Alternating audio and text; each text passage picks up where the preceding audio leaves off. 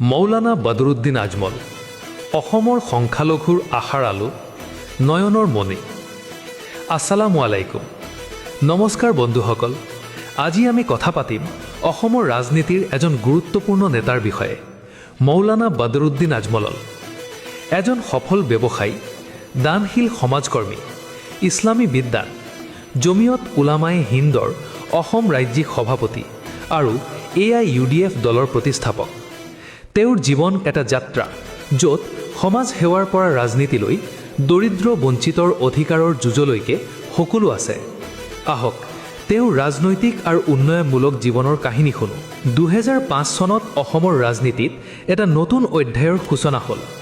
মৌলানা বদৰুদ্দিন আজমলে 3 অক্টোবৰ 2005 চনত Assam United democratic front AUDF গঠন কৰিলে। পিছলৈ 2013 চনত all India United democratic front AIUDF তথা সৰ্বভাৰতীয় সংযুক্ত গণতান্ত্ৰিক মৰ্চা দল নাম লৈ ৰাষ্ট্ৰীয় স্তৰৰ দল হিচাপে পুনৰ গঠিত হ'ল। এই দলটোৰ মূল উদ্দেশ্য আছিল অসমৰ উপেক্ষিত, বঞ্চিত আৰু দৰিদ্ৰ সকলো সংখ্যালঘু সম্প্ৰদায়ৰ অধিকাৰ নিশ্চিত কৰা। সেই সময়ত ৰাজ্যখন ভয়, বৈষম্য, নাগৰিকত্ব আৰু বিদেশীৰ সমস্যাকেন্দ্ৰিক ৰাজনীতিৰ দ্বাৰা আবদ্ধ আছিল। সংখ্যালঘু মুছলমান, আদিবাসী, জনজাতি, চাহ বাগিচাৰ শ্ৰমিক আৰু অন্যান্য পশ্চাৎপদ জনগোষ্ঠী মূল স্ৰোতৰ পৰা বিচ্ছিন্ন হৈ পৰিছিল। ভূমি অধিকাৰৰ বঞ্চনা, শিক্ষাৰ অভাৱ, নিয়োগৰ অভাৱ আৰু বিদেশীৰ নামত হোৱা বৈষম্যই অসন্তোষণ ধুই জ্বলাই তুলিছিল। সমতাৰ অধিকাৰ, ন্যায় আৰু সুৰক্ষা নিশ্চিত কৰা। অসমৰ 13টা সংখ্যালঘু জনগোষ্ঠীক লগত লৈ অসমৰ তৎকালীন সামাজিক ৰাজনৈতিক পৰিস্থিতিৰ প্ৰেক্ষাপটত AIUDFৰ জন্ম হৈছিল। এই সংকটৰ মাজতে AIUDF এটা আহাৰ ৰশ্মি হিচাপে আত্মপ্ৰকাশ কৰিছিল।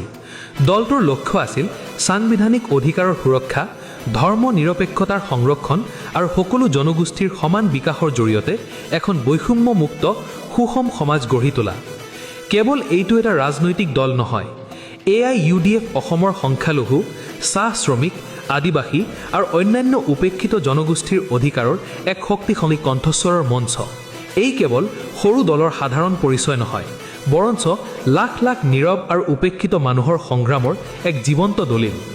আমাৰ 20 বছৰীয়া যাত্ৰাৰ প্ৰতিটো পদক্ষেপ স্মৰণ কৰি আমি আগন্তুক দিনবোৰত অধিক শক্তিশালী হৈ উঠিবলৈ প্ৰতিজ্ঞাবদ্ধ।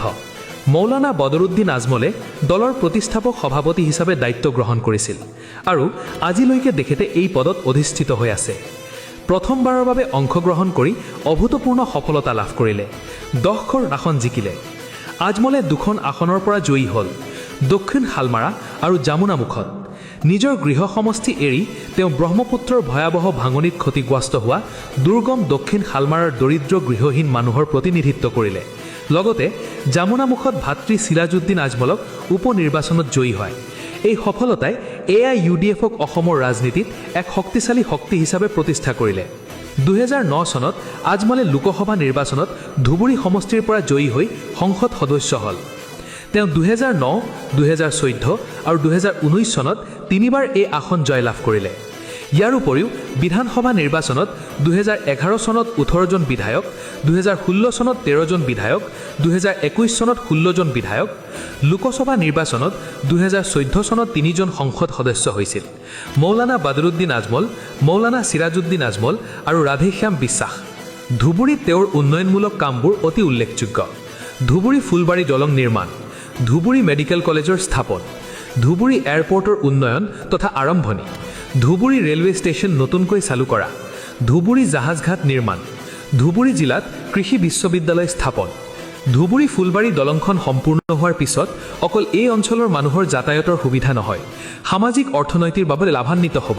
ধুবুৰী মেডিকেল কলেজৰ হোৱাটো আমাৰ বাবে অতি গৌৰৱৰ কথা। আমাৰ অঞ্চলৰ মেধাৱী দুখীয়া ছাত্ৰ ছাত্ৰীয়ে মেডিকেল পঢ়ি ডক্টৰ হ'ব, ইয়াতকৈ কি গৌৰৱ হ'ব পাৰে। ধুবুৰী ৰেল সেৱা আৰম্ভণি কৰাটোৱে আমাৰ অঞ্চলৰ বাবে লাভদায়ক হৈছে। আজিৰ দিনত আমি ধুবুৰীৰ পৰাই বহিৰাজ্যৰ দিল্লী, মুম্বাই, গুজৰাট, পাটনা, কলকাতা, আগৰতলা, শিলচৰ আদিলৈ যাব পাৰোঁ। এইটো অৱদানো আমাৰ সংখ্যালঘুৰ নেতা মৌলানা বদৰুদ্দিন আজমল চাহেবৰ আছে। ইয়াৰো উপৰিও ধুবুৰী ভোলানাথ কলেজত কোটি টকাৰ অনুদান দিছে। TB হস্পিটেলৰ উন্নয়নৰ বাবে নিজৰ ঘাটিৰ ধন 1 কোটি দান কৰি TB হস্পিটেল সচল কৰিছে। বৰ্তমান অতি ভালদৰে চলি আছে। ভাৰতৰ আটাইতকৈ ডাঙৰ ফেৰী দুৰ্ঘটনা 2012 চনৰ 30 এপ্ৰিল তাৰিখে অসম ৰাজ্যৰ ধুবুৰী জিলাৰ ব্ৰহ্মপুত্ৰ নদীত সংঘটিত এক ভয়ংকৰ নৌ দুৰ্ঘটনা। প্ৰায় 350 জন যাত্ৰী বহন কৰা এখন ফেৰী হঠাৎ অহা ধুমুহত পৰি নদীলৈ উলটি পৰে। এই দুৰ্ঘটনাত অন্ততঃ 108 জন লোকৰ মৃত্যু ঘটে আৰু বহু লোক নিখুদ্ধি হয়। এইটো দুৰ্ঘটনাত এটা পৰিয়ালৰ 2জন শিশু সন্তান এৰি মাক দেউতাকৰ মৃত্যু হয়।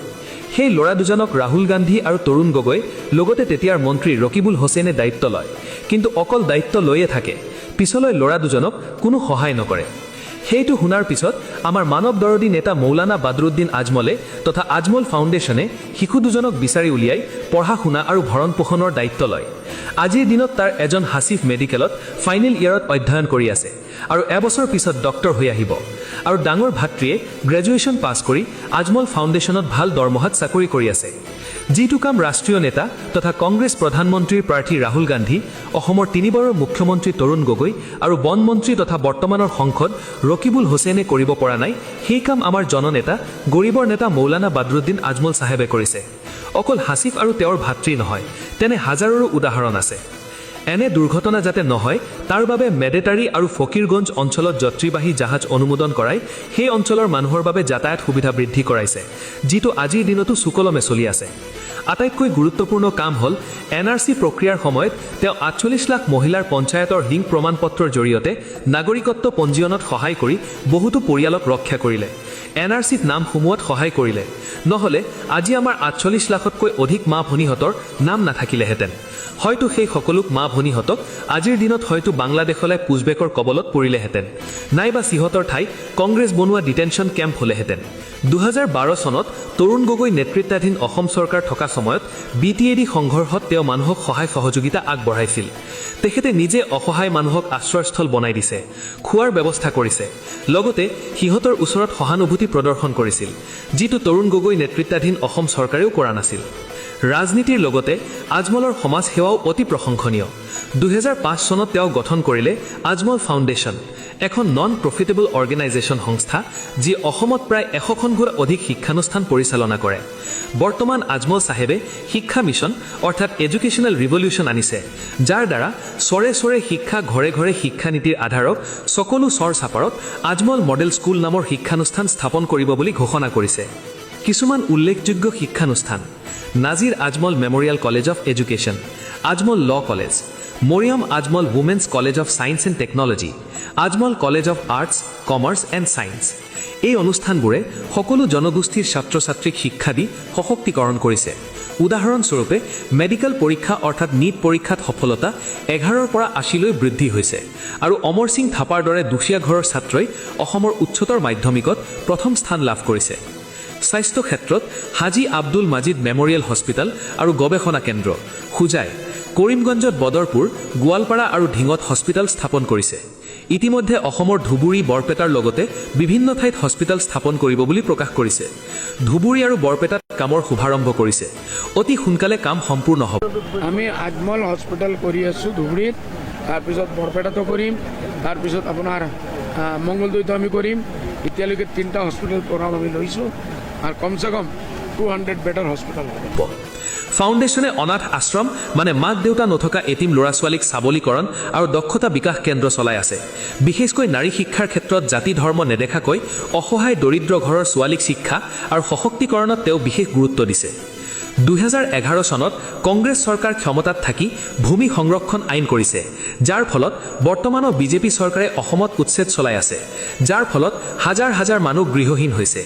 এই উচ্ছেদিত মানুহৰ সহায় কৰাৰ বাবেও আজমল পৰিয়াল আগবাঢ়ি আহিছে। খাদ্য, বস্ত্ৰ আৰু দুখীয়া পৰিয়ালক থকাৰ বাবে ঘৰো তৈয়াৰ কৰি দি আছে।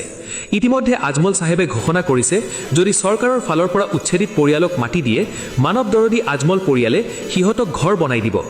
মৌলানা বাদৰুদ্দিন আজমলৰ ৰাজনৈতিক আৰু সমাজ সেৱামূলক কামে অসমৰ সকলো সংখ্যালঘু সম্প্ৰদায়ৰ জীৱনত ইতিবাচক প্ৰভাৱ পেলাইছে, যিটো নৱ প্ৰজন্মৰ বাবে অনুপ্ৰেৰণা। আজমল চাহেব অকল মুছলমানৰ নেতা নহয়, আজমল চাহেব দুখীয়া দৰিদ্ৰ অসহায় মানুহৰ নেতা, গৰীবৰ নেতা। তেখেতৰ ওচৰত জাতি ধৰ্ম নাই। উল্লেখযোগ্য যে আমাৰ মৰমৰ জুবিনদাৰ নামত শিক্ষা ভৱন আৰু দুখীয়া ছাত্ৰ ছাত্ৰীক জুবিনদাৰ নামত স্কলাৰশ্বিপ দি আছে। জুবিন পৰিয়ালকো আৰ্থিক অনুদান দিছে। এয়াই আমাৰ নেতা, এয়াই আমাৰ মৌলানা বাদৰুদ্দিন আজমল চাহেব। AIUDF দলৰ জৰিয়তে তেওঁ অধিকাৰৰ যুঁজ দিছে, শিক্ষা, স্বাস্থ্য আৰু দাৰিদ্ৰতা দূৰীকৰণৰ ক্ষেত্ৰত অৱদান আগবঢ়াইছে। তেওঁ অসমৰ ৰাজনীতিত এটা গুৰুত্বপূৰ্ণ ব্যক্তিত্ব হৈয়ে আছে। তেওঁৰ কামে বহুতো পৰিয়ালক সহায় কৰিছে আৰু ভৱিষ্যত প্ৰজন্মক অনুপ্ৰাণিত কৰিব। দীৰ্ঘজীৱী হওক মৌলানা বাদৰুদ্দিন আজমল চাহেব। জয় আই অসম। ধন্যবাদ বন্ধুসকল। যদি এই ভিডিঅ'টো ভাল লাগে তেন্তে লাইক, শ্বেয়াৰ আৰু ছাবস্ক্ৰাইব কৰিব। জয় হওক অসমৰ উন্নয়ন আৰু সমতাৰ।